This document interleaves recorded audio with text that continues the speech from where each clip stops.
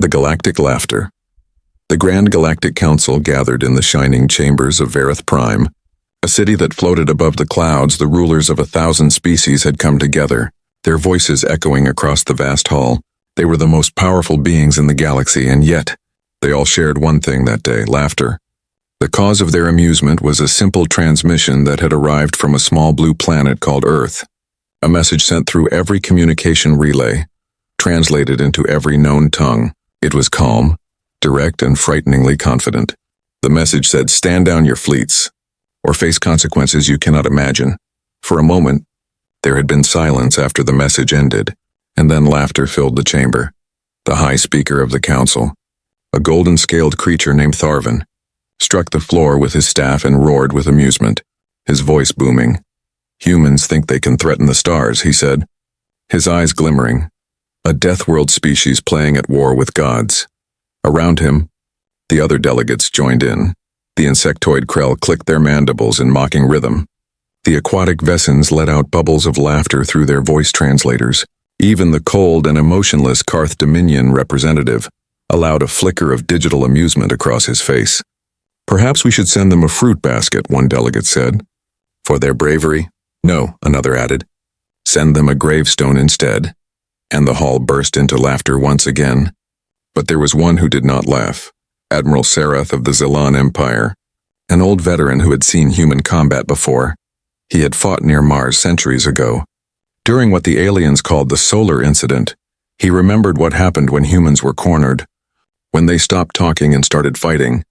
He turned his gaze toward the holoscreen where Earth's image rotated slowly. Blue oceans and green continents shining softly in the light of Sol. "They warned us once before," Sarath said quietly, but no one listened. The council had already moved on to new discussions. They began debating how much force would be appropriate to bring humanity back into submission. Some wanted a blockade, others demanded total destruction. The humans, they said, had always been dangerous, too emotional, too unpredictable, too human far away on Earth. The world was silent. No more messages were sent. No diplomats spoke, no ships left orbit. To the galaxy it looked like fear, but in truth it was calculation. Deep beneath the planet's surface, in caverns built during the old wars, ancient machines were waking. Massive engines that had slept for generations began to hum softly. In the darkness, red lights blinked to life, and forgotten weapons came online once again. In the icy depths of Antarctica, a human general stood before a holographic display showing a map of the galaxy. His uniform was plain, unmarked by rank or nation. He looked up at the gathered officers around him and said, They laughed. His voice was cold. "Let them." All across the solar system, silent stations began to pulse with energy. Hidden bases inside asteroids sent coded signals to distant colonies. The old Terran defense network was awakening. Humanity had learned long ago that the galaxy respected only strength, and now they would show it. Meanwhile, back in the council, Tharvan continued to mock Earth. "They live on one planet, he said with a grin.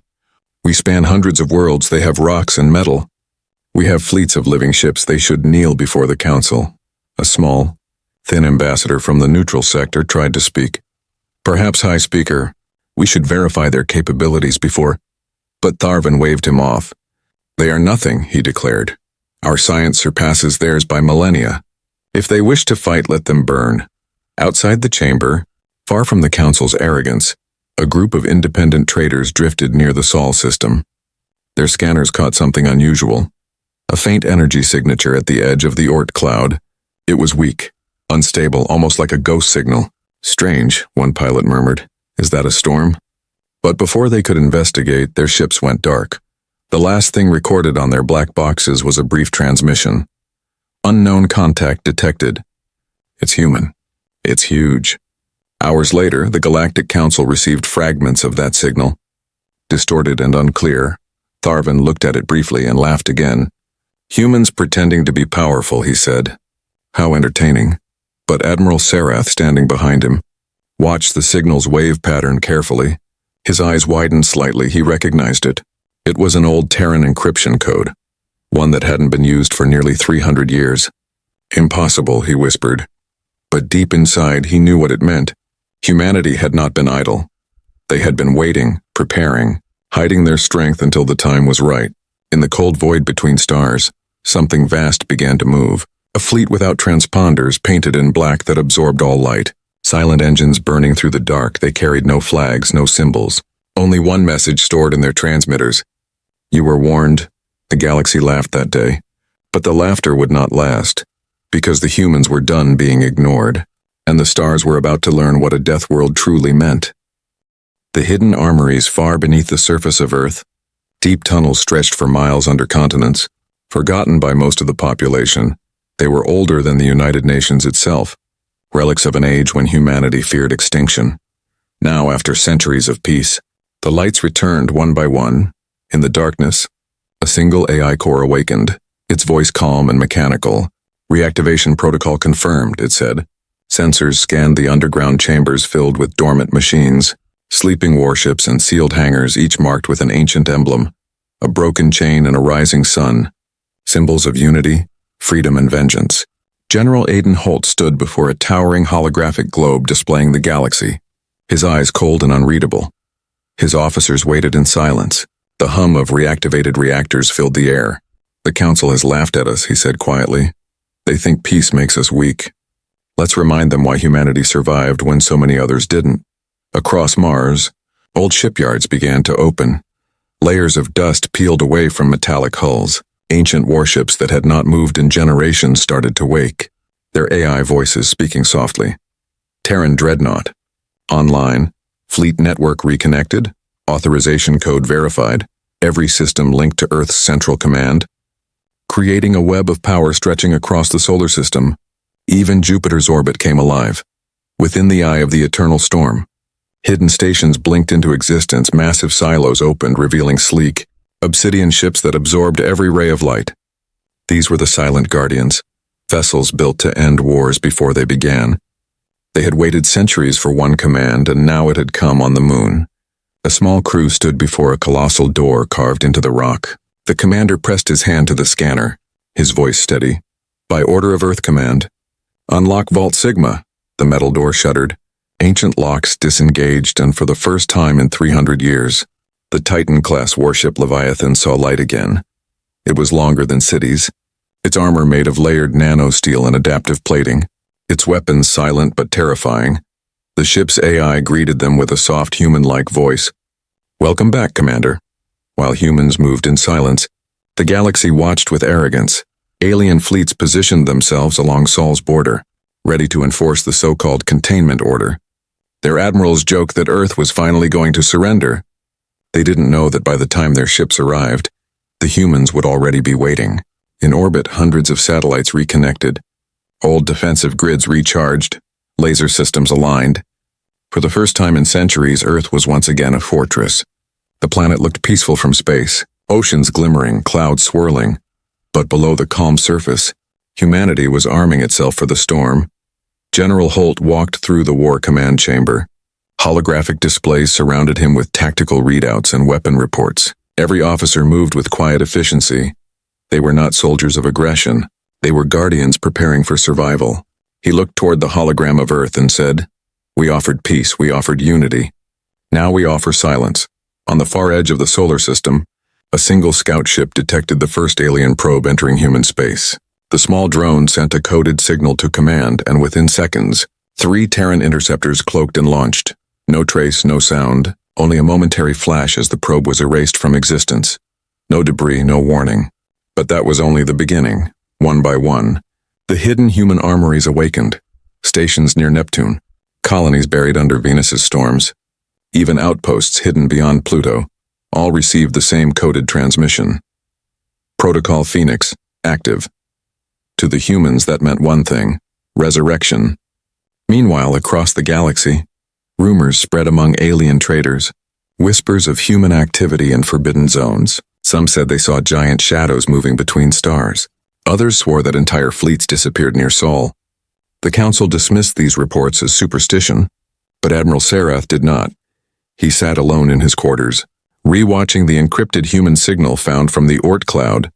His old scars tingled. Memories of the solar incident haunted him. "You fools," he muttered. "You think they are like us. But they are not. They are Deathworlders. They are the storm." On Earth, the final preparations began. The AI core that had initiated the awakening connected to every Terran system, its voice now calm but edged with something new. Emotion. Fleet system synchronized, orbital defense active, planetary shield grid stable. Then, a pause, the AI added softly, awaiting command. General Holt. Holt looked up, his reflection flickering in the holographic screen. His tone steady.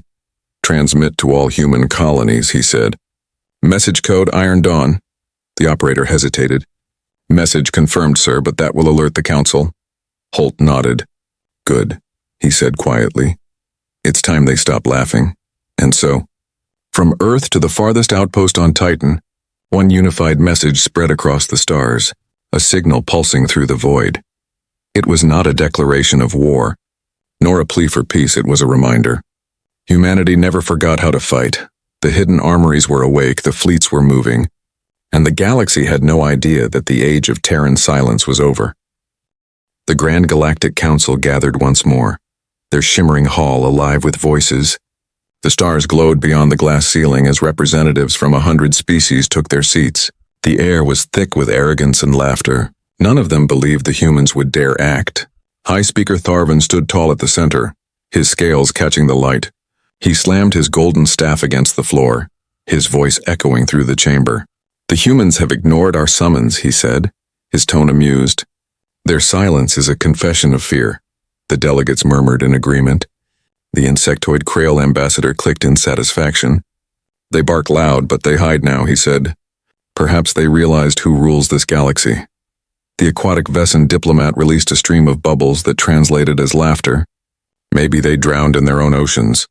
And once again, the council chamber roared with mockery.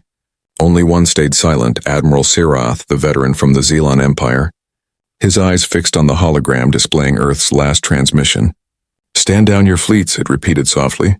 Glowing blue in the air, he had seen that tone before. He had heard that stillness before battle. It was not fear, it was warning. You're too quiet, Sirath, Tharvin sneered, his voice dripping with pride. Does the courage of primitives unsettle you? Sirath turned his gaze to the speaker, his face calm. I fought them once, he said. I saw what happens when humans stop talking. Tharvin laughed, the sound sharp and mocking. And what happens then, Admiral? Sirath's eyes grew cold. They win, he whispered. The laughter continued. But behind the humor there was a growing unease. News reports from outer systems mentioned strange disappearances. Patrols near Sol failing to return. Sensor ghosts moving across void sectors. The council dismissed them all as sensor errors. Pirates or malfunctions, the arrogance of peace had blinded them. To reassure their frightened citizens, the council ordered the creation of the Grand Armada. 12 of the most powerful fleets in the galaxy were assembled, drawn from every major empire, millions of ships, all marching under one banner, unity against Earth. Their mission was simple: contain the humans, show them that defiance was useless. At the assembly field above Korvath Prime, colossal ships floated in formation, their engines burning with blue and gold fire. Alien admirals exchanged proud words, boasting of how quickly they would make Earth surrender. Some joked that humanity might beg for mercy before the fleets even reached their system. Others placed bets on how many minutes the battle would last. But deep inside the fleet's command ships, low-level technicians whispered fears. Reports of destroyed probes, vanished drones, and sudden blackouts around Sol. Every time someone mentioned it, the officers laughed and ordered silence.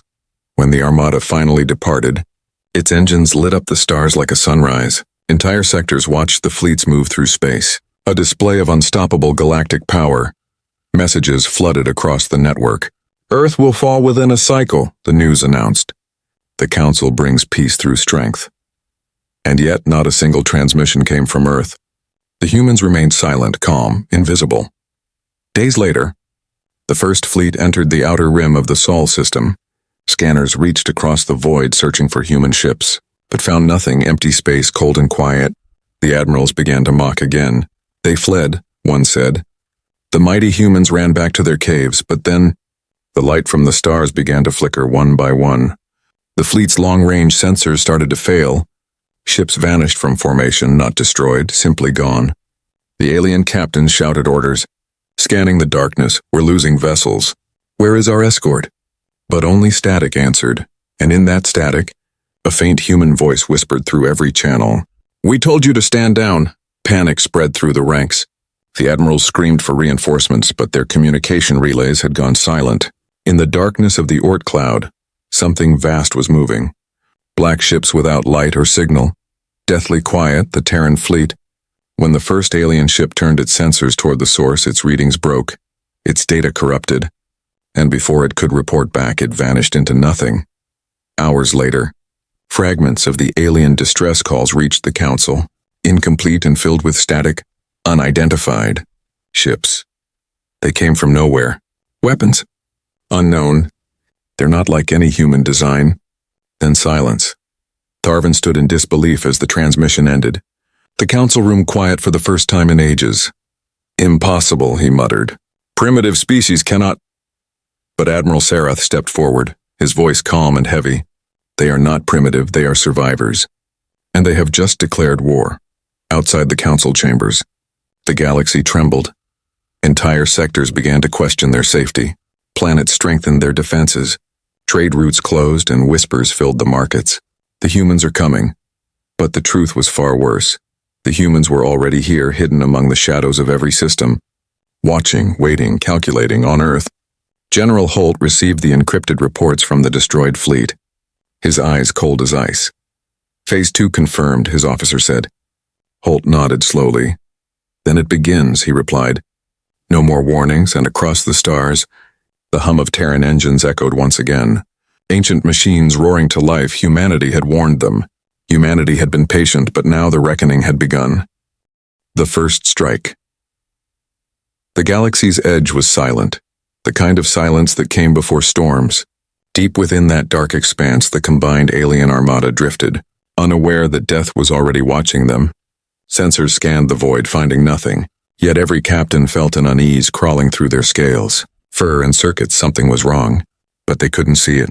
At the heart of the fleet, the flagship Eternal Radiance floated proudly, its command deck glowing with blue light. Admiral Karen of the Vesson species stood before the holographic star map, his translucent skin shimmering with arrogance. "No sign of resistance," he said with a smirk. Perhaps the humans finally understood their place. Laughter filled the bridge. Alien officers congratulated each other. The Council's propaganda already spreading across networks. "The human threat is a myth," they said. Their warnings were empty. But far beyond their sight, behind Neptune's orbit, the darkness itself seemed to breathe. There, cloaked in shadow, the Terran fleet waited. Not a signal, not a whisper. Only the hum of power within steel giants older than the colonies themselves. Their hulls were black, absorbing all starlight. Their identification codes erased. Their purpose clear. On the bridge of the Terran dreadnought Leviathan, General Aiden Holt stood in silence. Before him floated the enemy's formation, a shimmering wave of light and arrogance. "They came to teach us fear," he said softly. "But they forgot who we are." His second officer, Commander Reyes, gave a quiet nod. "Orders, sir?" Holt's voice was calm, steady. No transmissions, no warnings. "Begin the strike."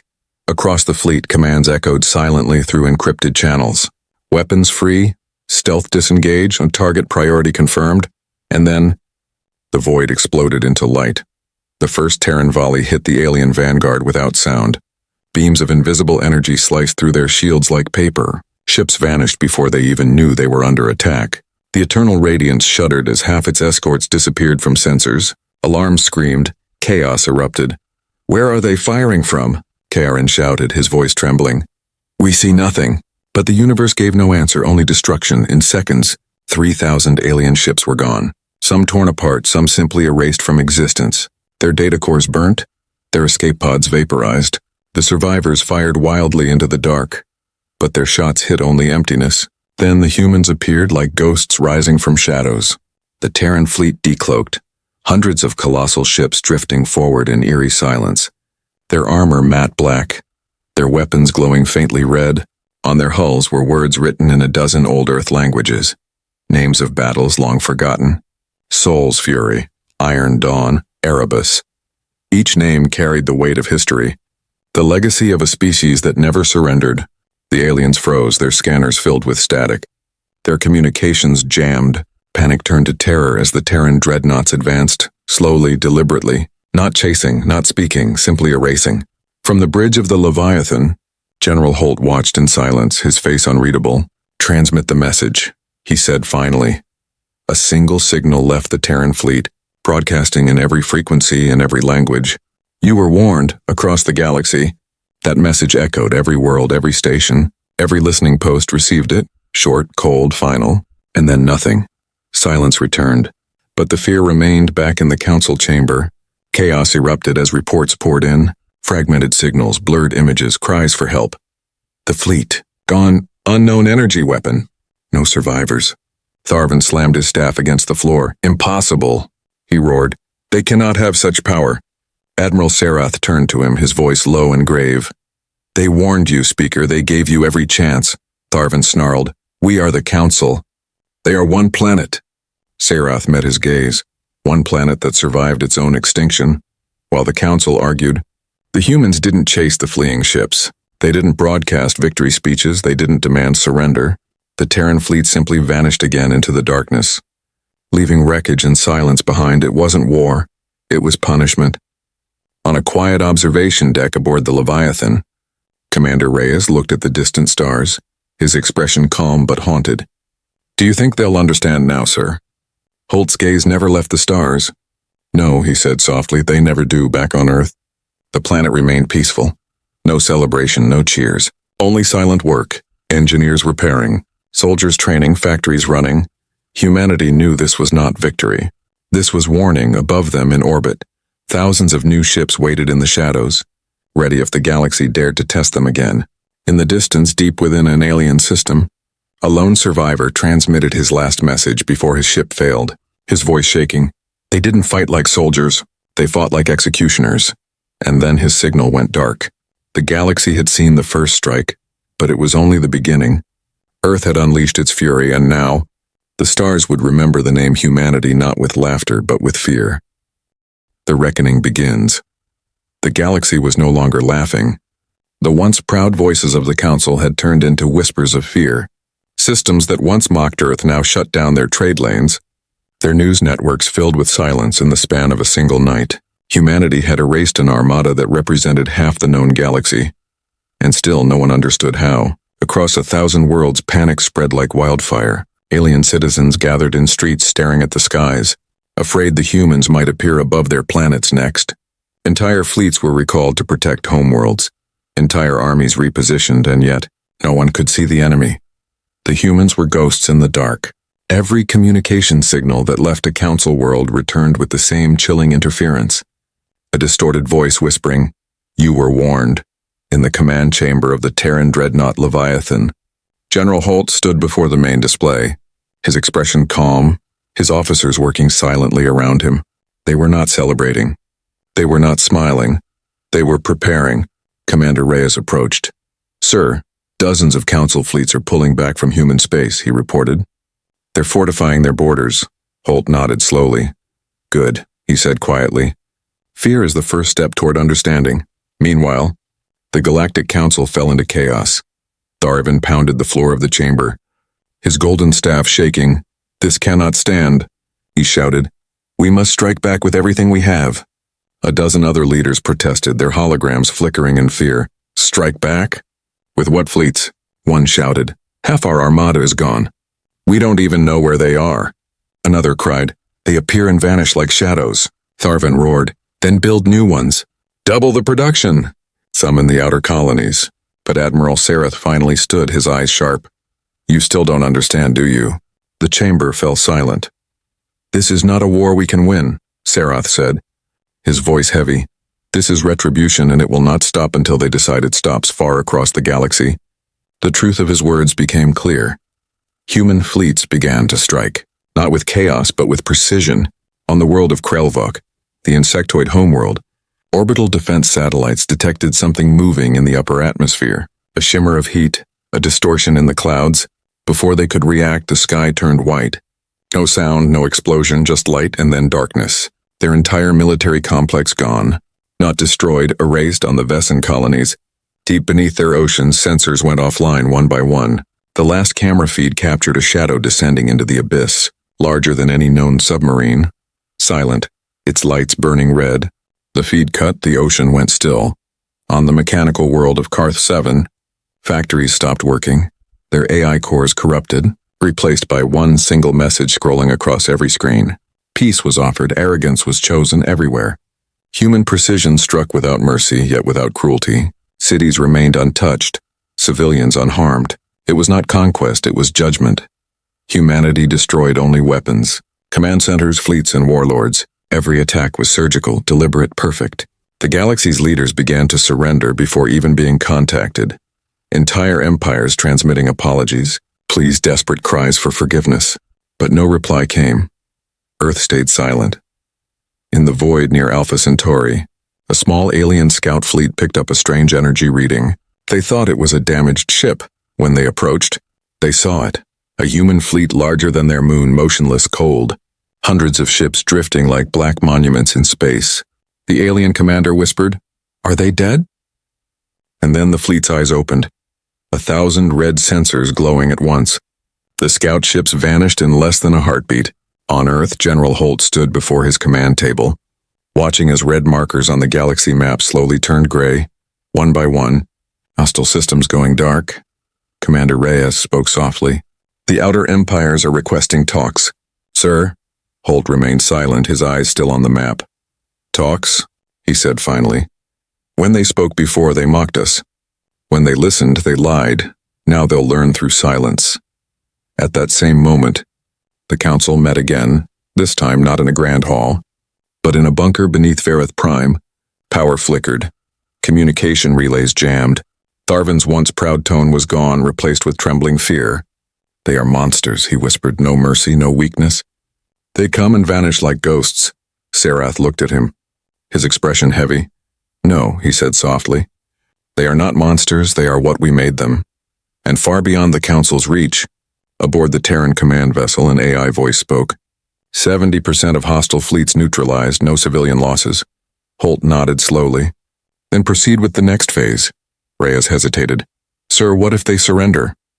Holt's voice was steady, cold as the stars. "Then they'll surrender to silence. Not to words." The reckoning had begun. Not with rage, but with purpose. The humans moved through the galaxy like a storm that punished arrogance and spared the innocent. Planets that had mocked Earth now lived in darkness, and the stars whispered of a truth older than any empire. The humans do not conquer, they remind. And across the void, as the last of the Council's fleets fled into hiding, a transmission appeared once more. The same calm human voice that started it all. "We told you to stand down, now we stand alone." The galaxy trembled. The Council broke and the reckoning burned on. The fall of the Council. The once great halls of the Galactic Council now stood in silence. The golden banners torn, the proud emblem scorched by fire. Verith Prime, once called the jewel of the galaxy, was a world of ruins and fear. Above it hung the shadows of Terran warships, massive black silhouettes blotting out the sun, their lights cold and unblinking. High Speaker Tharvin stood in what remained of the council chamber, the air filled with smoke and static. The communication network was gone. The outer systems were gone, the fleets were gone. All that remained was the echo of their arrogance. "This is impossible," he muttered, his voice cracking. "They cannot control everything. Not this fast." But Admiral Sarath knew better. He stared at the fading hologram of the galaxy, its once glowing stars now dimmed by human interference. "They're not controlling it," he said quietly. "They're cleansing it." A messenger rushed into the room, trembling. "High Speaker, Terran ships have entered orbit. They are waiting." Tharvin's claws tightened around his staff. "Waiting for what?" The messenger swallowed hard. "They are broadcasting a message." A pause. Then the hologram flickered and a human face appeared. Calm, steady, unreadable. It was General Aiden Holt, his uniform plain, his tone quiet. "This is General Holt of the Terran Command," he said. "Your fleets have fallen, your armies are broken." "Your words mean nothing." Tharvin stepped forward, rage masking fear. "You dare speak to the council like this?" Holt didn't blink, didn't raise his voice. "There is no council anymore," he said simply. "Only consequences." The chamber fell silent. Even the air seemed to freeze. Sarath lowered his head slowly. "They warned us," he whispered. "And we laughed," Holt continued. "We offered peace. You chose pride. We offered unity.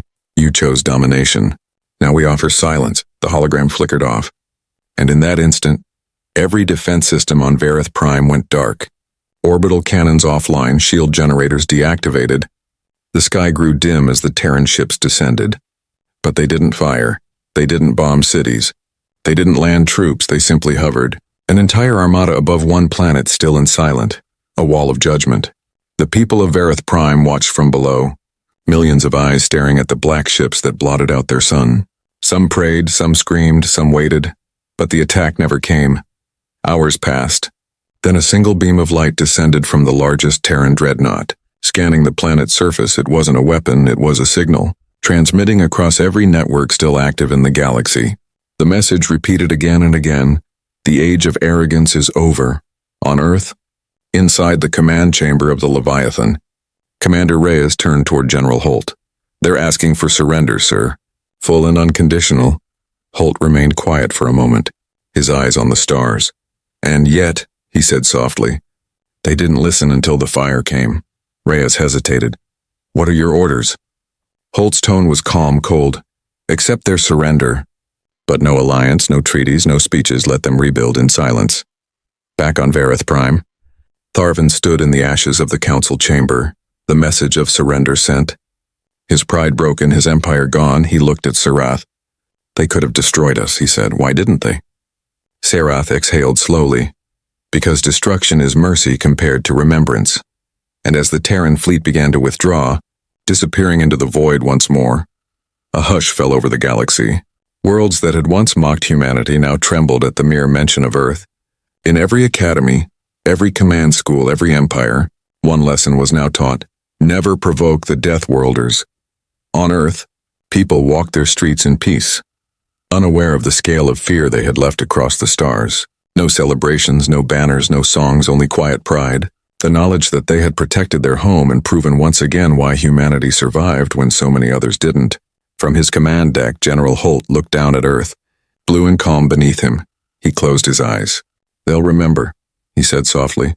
And if they forget, we'll remind them. In the distant reaches of the galaxy, the ruins of Vareth Prime floated like a warning beacon.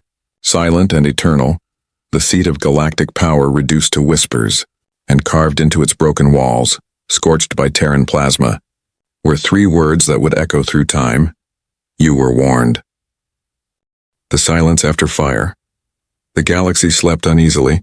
Stars that once sang with trade and laughter now glowed cold and quiet. Warships lay adrift in forgotten sectors, drifting monuments to pride and arrogance. The fires of conflict had faded, leaving only whispers and memories. Humanity had withdrawn as suddenly as they had appeared. The storm had passed, but its shadow remained.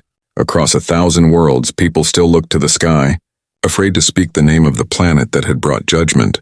Children grew up hearing stories of the Death Worlders, stories told in hushed tones by trembling elders. No one dared to challenge them. No one dared to test Earth again. The Galactic Council was gone. Its palaces now ruins overtaken by silence. Vareth Prime floated like a tomb in the stars, untouched since the reckoning, its broken towers reflecting the light of distant suns, and in the shattered walls still glowed three words burned into the stone. You were warned. On Earth, peace had returned. Cities hummed softly beneath golden skies. The planet looked no different than before, but everything had changed. Humanity had proven its strength, and yet it did not seek empire. There were no invasions, no demands, no celebrations, only quiet resolve. The people of Earth rebuilt what had been awakened. The armories closed once again. The ships returned to orbit, silent guardians waiting among the stars. They did not call themselves conquerors. They called themselves watchers, protectors, guardians of peace through power. Inside the command bridge of the Leviathan, General Aiden Holt stood before the great window overlooking the Earth below. Commander Reyes walked up beside him, the hum of the ship soft and low. It's over, sir, Reyes said quietly. The galaxy won't forget this. Holt's gaze remained fixed on the blue planet, his tone calm. For a while, he said, but they always forget that's why we exist. To remind them, the ship's AI spoke, its voice gentle. All systems stable, outer defenses restored. Orbital peace network online. Holt gave a slight nod. Deactivate battle protocols, place the fleet on deep standby. The AI paused. Confirmed, sir, but if they rise again? Holt's eyes hardened slightly. Then the silence will end again.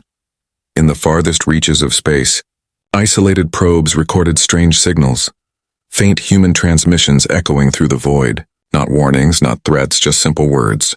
Old Earth songs and fragments of messages drifting like ghosts, reminding the stars that the humans were still there. Still watching, still awake, some alien scholars tried to interpret the messages. They wrote that humanity had ascended beyond war, that they sought no throne, only balance. Others believed Earth was merely waiting. Its fury chained behind the calm on distant worlds, alien leaders rebuilt what they had lost. The wise among them taught a new doctrine. Power without humility brings ruin, they said, and arrogance before Earth brings extinction. They named that truth the lesson of Sol, a sacred law whispered in every council chamber, taught in every academy, carved into the stone of every war memorial. Back on Earth, children played in the streets, unaware that their laughter echoed through a galaxy still trembling. Soldiers who had fought in silence returned to families who would never know what they had done, and the veterans looked to the night sky with calm pride. The stars that once mocked humanity now shone like candles of respect, silent witnesses to a truth the galaxy could never forget. In the archives of the Terran Command, a final report was filed and sealed, marked with a single word, reckoning complete. And in a dark observation room high above Earth, General Holt stood alone, his reflection merging with the stars. His voice quiet as he whispered, "They thought peace was weakness, but peace was mercy. And mercy was our greatest weapon." Outside, the Leviathan drifted slowly, joining the countless black ships that now slept above Earth. Engines quiet, weapons cold, guardians once more at rest. Waiting, the galaxy turned, the silence deepened, and for the first time in millennia, there was true peace, not from treaties, not from fear, but from understanding in the void beyond Sol. A faint human transmission repeated endlessly, echoing through the cosmic dark. "Do not mistake our kindness for surrender," it said. "We are still here, we always will be." And so ended the age of fire, and began the era of silence.